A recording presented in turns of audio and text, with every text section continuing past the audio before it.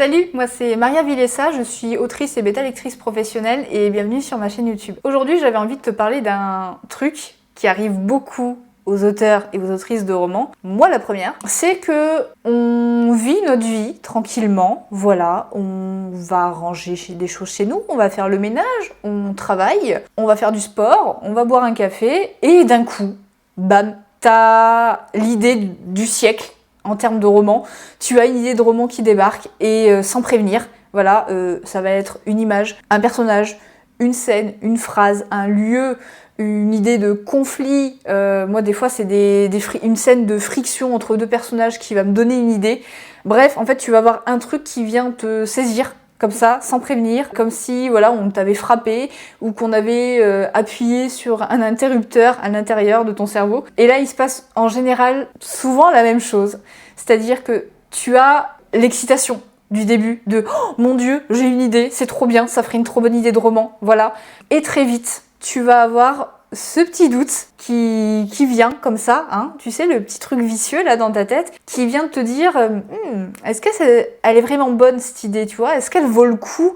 Est-ce que ça mérite d'en faire un roman? Est-ce que ça vaut le coup que je me lance là-dedans? Et donc en fait dans cette vidéo, je vais justement t'expliquer comment savoir si ton idée de roman elle est exploitable, comment l'évaluer, comment éviter de te lancer dans un projet pour qu'au bout de 30 pages tu te rendes compte que c'est pas viable, et comment te lancer là-dedans sans te brûler les ailes. Parce qu'on a tous une vie, on n'a pas forcément du temps à perdre, surtout si tu es un peu prolifique et que tu as des fois plusieurs idées de romans à la fois.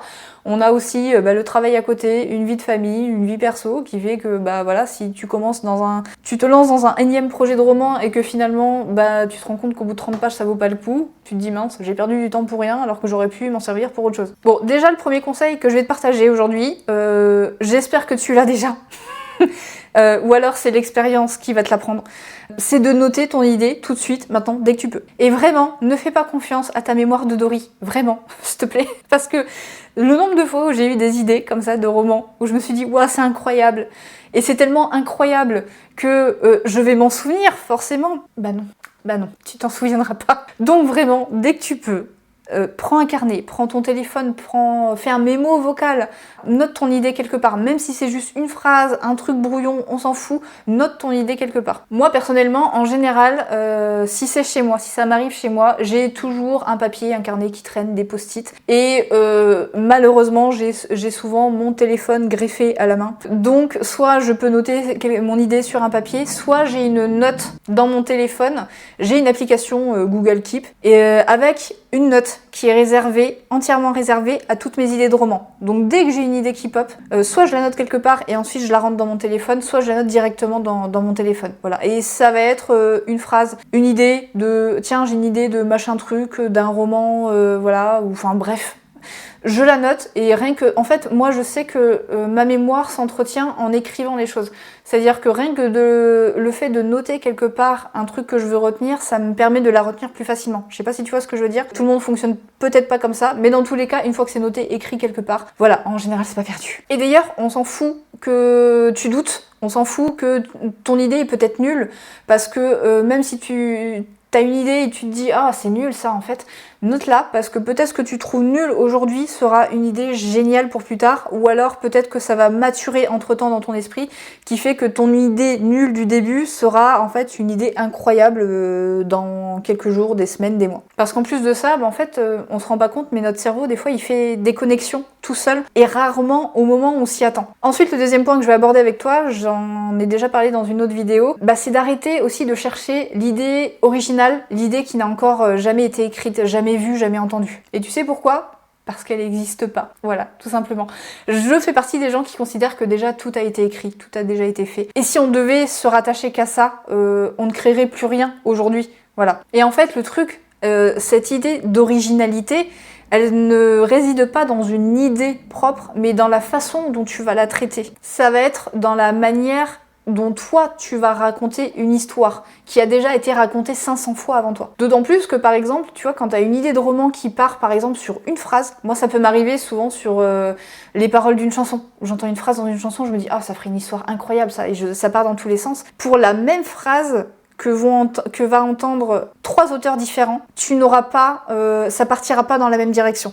Tu vois ce que je veux dire? Donc vraiment, il faut arrêter de croire que tu vas avoir l'idée originale du siècle, parce que ça n'existe pas. En fait, l'originalité, vraiment, elle réside dans la façon dont tu vas traiter les choses, avec ta propre personnalité, avec ta propre plume, avec tes propres inspirations qui vont venir nourrir ton idée de base, ta sensibilité, ta vision du monde, tes valeurs, les messages que tu vas vouloir transmettre. Je sais pas, par exemple, tu prends Star Wars, le concept de base de Star Wars, elle est sans doute peut-être déjà racontée d'une autre façon, en diffusant des messages différents, en diffusant un humour différent, un univers différent. Enfin voilà, du coup vraiment tu pourrais avoir une idée de space opéra, ça existe. Après je suis pas experte en science-fiction, mais tu peux écrire une histoire similaire qui ne sera pas Star Wars, mais qui sera tout aussi bien que Star Wars si ça se trouve. Pourquoi je parle de Star Wars alors que je suis pas fan de Star Wars?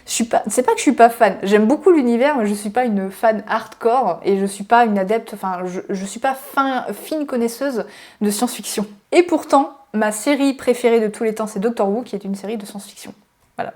Bref. Ensuite, le troisième point que j'ai envie d'aborder avec toi et qui va peut-être t'aider justement à creuser ton idée de roman, c'est d'identifier le problème central de ton histoire. Si tu veux vraiment savoir si ton idée sera bonne, pose-toi vraiment la question de quel est le problème auquel mon personnage principal ou mes personnages principaux vont devoir faire face. Pas forcément le décor, pas forcément l'ambiance, ou voilà le problème. Moi je sais qu'en général quand j'ai une idée de roman comme ça qui pop, j'ai pas d'idée très précise, mais j'ai plus un mood général, une ambiance, une couleur, un ton qui va m'inspirer et me donner envie, mais c'est après en creusant les vraies questions que je vais voir si mon projet de roman peut être viable et si je peux développer une histoire. Et je vais partir justement, je vais commencer par des questions comme celle-là, de voilà, quel est le nœud de l'intrigue, quel sera le cœur de ce roman. Parce qu'une bonne histoire, en fait, ça va naître d'une tension, de quelque chose qui va empêcher ton personnage de vivre tranquillement ou d'atteindre ses objectifs, quelque chose qui va se mettre en travers de sa route, en fait, tout simplement, quelque chose qui va créer du mouvement, parce que sinon, sans ça, t'as pas d'histoire. Tu peux, par exemple, écrire l'histoire d'une femme qui est très heureuse et très épanouie dans sa vie, voilà, qui n'a pas de problème, qui cherche pas forcément à changer, voilà, et qui va découvrir un secret de famille qui va remettre en question toute sa vie. Et du coup, qu'est-ce qu'elle va faire après ça? Et là, tu as une histoire, tu vois, intéressante à développer, selon ce que tu auras développé déjà à la base. Tu peux écrire l'histoire d'un adolescent ou d'une adolescente qui va être confronté à un choix difficile, qui pourrait peut-être briser une amitié de plusieurs années avec son ou sa meilleure amie. Et donc après, on va explorer les conséquences, selon les conséquences de ce choix. Voilà, est-ce que du coup, est-ce qu'il va réussir à faire ce choix en préservant son amitié, ou alors est-ce que ça va briser cette amitié? Dans ce cas-là, qu'est-ce qui va se passer? Voilà, c'est ça en fait qu'il faut essayer de générer c'est ça qui va accrocher aussi l'attention d'un lecteur ou d'un éditeur. Et ça, on appelle ça les enjeux. Je pense il faut vraiment que je fasse une vidéo sur les enjeux, parce que je trouve ça en fait méga important, et c'est le premier truc que j'essaie de chercher dans une bêta lecture. Quand je bêta-livre vos manuscrits, c'est un des premiers points que j'essaie de chercher, c'est quels sont les enjeux dans ce roman. Parce que c'est le carburant narratif, en fait. S'il n'y a pas de problème, ton idée, elle a pas de colonne vertébrale. Voilà, il n'y aura pas vraiment de structure, on va nous promener peut-être à droite à gauche, de scène en scène, sans vraiment savoir où on va. J'ai déjà eu des romans qui n'avaient pas d'enjeu concret, et qui donne la sensation qu'on trimballe un petit peu à droite à gauche. On voit que l'auteur ou l'autrice veut nous présenter plusieurs choses, mais on ne sait pas vraiment où on va, et du coup c'est assez confus. Et ça veut pas dire que l'histoire est nulle, c'est juste que ça manque un petit peu de structure et d'enjeu pour vraiment allier tous les éléments qu'on veut présenter au lecteur dans une histoire cohérente et captivante. Et ensuite, ça peut être intéressant justement de tester la viabilité de ton histoire, c'est-à-dire est-ce que ton idée va générer des conséquences. Et ça vraiment, je pense que c'est une étape des fois que beaucoup d'auteurs ou d'autrices oublient. Ils vont avoir une idée, ils vont se lancer, ils vont écrire 5, 10, 20 pages et ils vont complètement bloquer. Si ça t'est déjà arrivé, c'est normal, enfin je suis la première à qui c'est déjà arrivé, de nombreuses fois. En fait, c'est peut-être pas que ton idée n'est pas viable, c'est juste que pour le moment, elle n'est pas encore assez solide. Et pour vérifier ça, là maintenant tout de suite, je vais te proposer une question, ce qui va être en fait un test pour voir si ton idée est viable. Donc si tu as une idée de roman là que tu veux tester, tu prends le temps de m'écouter, de prendre de quoi noter, peut-être de te poser et de te demander qu'est-ce que ton idée de roman implique. Quelles vont être les conséquences, pour qui et comment. Voilà, vous avez 4 heures. Après, tu peux mettre la vidéo en pause, tu peux te garder l'exercice pour plus tard, bref. Mais à partir de ces questions-là, vraiment, note tout ce qui te vient parce que c'est aussi ça qui va développer ton idée de roman, en fait, qui va aller plus loin que juste une phrase, un mood, une ambiance. Note tout ce qui te vient et même peut-être des choses floues. Voilà, pour le moment, t'as pas besoin d'un truc hyper précis parce qu'après ça, je peux te ramener sur ma vidéo ou c'est une vidéo à venir, je sais plus, je m'embrouille. Une vidéo des étapes pour développer son idée de roman. Je crois que c'est une vidéo à venir, donc un petit peu de patience. Mais note déjà tout ce qui te vient, c'est-à-dire ce que ton personnage principal pourrait perdre, ce que la situation pourrait déclencher d'autres, les réactions possibles de ton ou de tes personnages, une transformation potentielle. C'est-à-dire que souvent un personnage principal va avoir une évolution, il a une situation initiale et à la fin, qu'est-ce qu'il doit devenir, qu'est-ce qu'il doit être, qu'est-ce qu'il doit avoir accompli, des idées d'obstacles éventuellement, des complications qui vont créer des rebondissements, voilà, des nuances dans ton histoire. Et en te posant ces questions-là, si déjà ça te donne matière à écrire une page entière avec plein d'idées comme ça, c'est plutôt bon signe, tu vois. Alors que si tu tournes en rond, ton idée, c'est peut-être que ton idée n'est peut-être pas encore mûre. Ça veut pas dire que c'est une mauvaise idée, c'est-à-dire que pour le moment, tu manques peut-être encore de matière de réflexion, de maturation sur cette idée pour vraiment créer une histoire qui soit viable. Et en fait, des fois, on a une idée qui germe et elle n'est pas encore prête tout de suite. Il faut pas hésiter des fois à se laisser le temps. Des fois, moi, je vais avoir une idée qui va juste partir d'une phrase, comme je disais avant, d'une ambiance ou d'un mood, et du coup, pour le moment, ça donne pas une histoire viable. J'ai rien de concret. Mais des fois, en fait, juste de l'avoir noté quelque part et de laisser vivre un peu cette idée dans mon esprit, au fur et à mesure du temps, ça va me prendre peut-être des semaines, des mois, des années. Ça va maturer dans mon esprit, je vais avoir de nouvelles idées de scènes, de complications, d'enjeux, de personnages, qui fait que mon histoire elle va maturer toute seule. Donc des fois ça sert à rien peut-être de forcer, c'est peut-être que ton idée d'histoire n'est pas encore prête, que c'est peut-être pas encore le bon moment de te consacrer à celle-ci. Et si t'es auteur et si t'es autrice, il est possible que tu aies une multitude déjà d'idées, de projets de romans, donc peut-être que c'est le moment de te consacrer peut-être à un autre projet. Mais voilà, moi par exemple, je sais que j'ai déjà, je pense de plus en plus à savoir sur quel deuxième projet de roman auquel je veux me consacrer quand j'aurai fini le premier. J'ai déjà des idées à droite à gauche qui sont notées, mais vu que pour le moment, c'est pas le moment de me consacrer à celui-là, il vit quand même quelque part à l'intérieur de moi et de plus en plus, j'ai des idées qui viennent comme ça de nulle part, que je note précieusement. Et comme ça, ça me donne déjà de la matière le jour où je vais pouvoir me consacrer à ce projet. Ensuite, un autre point important aussi à aborder, c'est de te demander est-ce que ton idée permet des intrigues secondaires? Parce que, faut être honnête, un roman où il se passe juste l'intrigue principale, ça peut être assez plat. Alors, je fais des généralités, mais ça manque souvent, s'il n'y a que ça manque un petit peu de relief, de profondeur, de texture. Très souvent, à travers un roman, on va aborder quand même des fois plusieurs thèmes ou transmettre différents messages et ça ne peut pas forcément être porté que par une seule intrigue. Tu peux porter un message ou un thème avec ton intrigue principale et développer d'autres thèmes et messages annexes avec des intrigues secondaires par exemple. Encore une fois, je fais des généralités, mais c'est pour te donner l'idée. Et pour t'aider dans ce sens, tu peux te poser les questions suivantes. Est-ce que des personnages secondaires ont leurs propres problèmes personnels? Je te renvoie sur ma vidéo sur les personnages secondaires.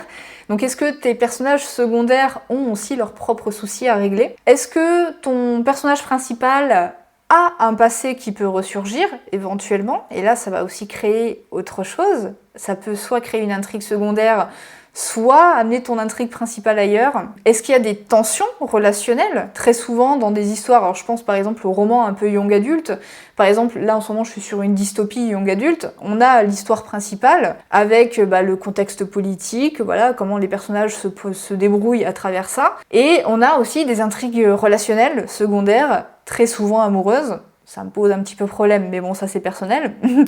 Mais on a justement des fois des intrigues relationnelles secondaires qui vont apporter un peu plus de relief et de profondeur à ton histoire. Et pour ça, pour le moment, on n'est pas encore à construire un plan et tout ça, mais donc t'as pas besoin d'un plan complexe, mais ça peut être intéressant justement déjà de commencer à réfléchir à ça pour justement développer un peu plus ton histoire et avoir une histoire beaucoup plus complexe et qui tient la route. Ensuite, pour moi, il serait important aussi de voir si ton personnage principal est suffisamment bien développé pour porter ton roman. Je ne considère pas que une intrigue est portée uniquement que par ton ton ou tes personnages principaux. Les personnages secondaires importants aussi portent l'histoire. Mais en tout cas, pour moi, si tu as un personnage bancal, ça peut venir détruire la meilleure des idées du monde. Parce que les idées, c'est bien, mais pour moi, ce qui va vraiment faire l'histoire, en fait, si tu veux, ce sont les personnages qui portent ton intrigue. Ce sont les personnages qui font l'histoire.